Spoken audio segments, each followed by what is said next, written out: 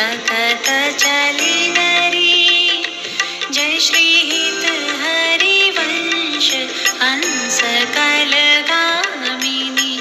संभ्रम देत भ्रमर नाली नरी। परम कृपालवे श्री सद्गुरु भगवते नमो नमः। प्रियवर आज रात भर सोए ही नहीं हैं।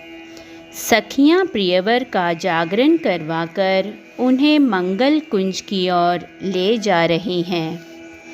प्रिया के पग आलस में भरकर डगमगा रहे हैं। इस छवि को देख श्री हित सखी प्रिया से कह रही हैं कि अरे सखी, तुम्हारे कमल नयन आज अरुणिम से क्यों दिख रहे हैं?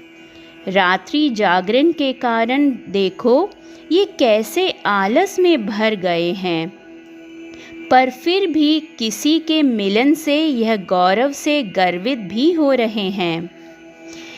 प्रियतम जब श्रीजी के इन थकित पलकों के भीतर उनके गोल गोल नेत्रों को देखते हैं तो मुग्ध होकर गतिहीन से हो जाते हैं। तब हित सखी प्रिया से कह रही हैं कि एक और तो तुम भ्रमरों को अपने कमल जैसे नेत्रों से भ्रमित कर रही हो।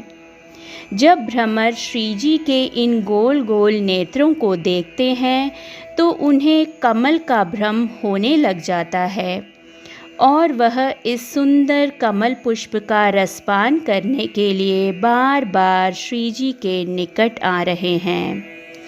फिर हित सखी कहती हैं कि दूसरी ओर तुम सखियों को भी भ्रमित करती जा रही हो। उनके सामने ऐसा दिखाने का प्रयास कर रही हो जैसे कि तुम तो प्रियतम से कल मिली ही ना हो। तो हित सखी पूछती हैं कि तुम भ्रमरों और सखियों को यूं क्यों भ्रमित कर रही हो। ये था इस पद का भावार्थ। अब हम अगला पद लेंगे। बनी श्री राधा मोहन जो की जोरी। बनी श्री राधा मोहन जो की जोरी। इंद्र नीलमणि श्याम मनोहर सात कुंभतन गोरी। भाल विशाल तिलक हरि कामिनी।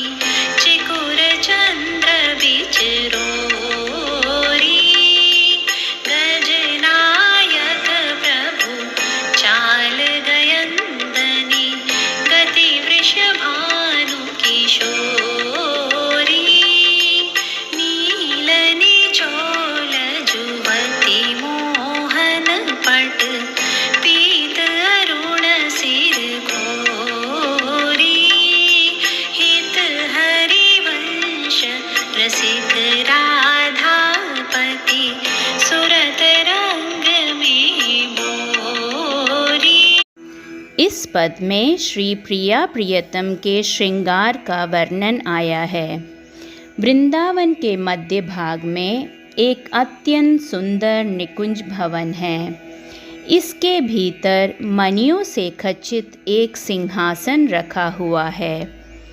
इस सिंहासन के ऊपर एक कोमल बिछौना रखा है और स्वर्ण तारों से जटित तकिया भी रखा हुआ है। इस तकिए का सहारा लेकर प्रिया प्रियतम यहाँ विराजमान हो गए हैं। चारों ओर प्रधान सखियाँ खड़ी हैं। सखियों के हाथों में चंवर, व्यंजन, तांबूल आदि हैं। सखियों ने आज प्रियवर को अति सुंदर सजा रखा है। दिव्य आभूषण श्री अंगों पर दिखाई पड़ रहे हैं। ललाट पर सुंदर तिलक लगा हुआ है। प्रियवर के काले घने अलकावली मुख पर लटके हुए ऐसे लग रहे हैं जैसे कि कोई भ्रमर इनके मुख कमल का रसपान कर रहा हो। प्रिया जू के पीछे के केश को सखियों ने एक साथ बांध दिया है, जो दिखने में किसी काली नागिन के समान लग रहे हैं। हित सखी कह रही हैं कि प्रिया प्रियतम की यह जोड़ी अति अनुपम है। श्याम सुंदर किसी नीलमणि के समान लग रहे हैं और प्रिया के देह कंचन के समान लग रहा है। प्रियतम के माथे पर तिलक है और श्रीजी की मांग में सिंदूर लगा हुआ है। प्रिया ने नीलांबर ओढ़ रखा है और लालजू ने आज पीले वस्त्र धारण किए हैं। हित सखी कह रही है कि यह जोड़ी सौंदर्य और रस की सीमा है। हम यदि हमारे मन को संसार की बढ़िया से बढ़िया चीज़ भी लाकर दे दें तो भी कुछ समय के पश्चात वह ऊब ही जाता है और फिर वह किसी नई वस्तु की मांग करने लग जाता है। जब तक हम हमारे मन को प्रिया प्रियतम के सौंदर्य पर अटका नहीं देते तब तक इसको कभी तृप्ति हो ही नहीं सकती।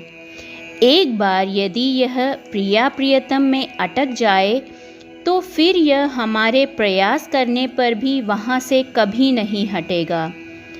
बस जब तक हम प्रियवर में अपना मन नहीं लगाते तभी तक हमको प्रयास करते रहना पड़ेगा। बाद में तो यह स्वतः ही उन पर अटका ही रहेगा।